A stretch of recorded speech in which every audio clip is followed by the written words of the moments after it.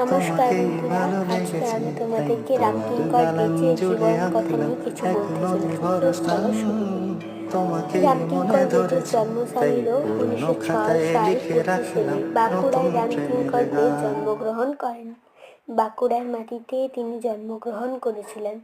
শৈশবে বাঁকুড়ার কুমোরপাড়ায় তিনি ছবি আঁকা বা শিল্প সৃষ্টি দেখে অনুপ্রাণিত হয়ে তিনি সেখান থেকেই শিক্ষা গ্রহণ করেছিলেন।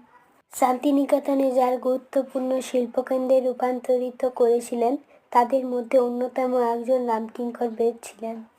তিনি রঙের প্রয়োজন মেটাতেন। মেয়েদের পায়ের আলতা, বাটনা বাটা হলুদ, গাছের পাতার রস ও তুলির ব্যবহার মেটাত।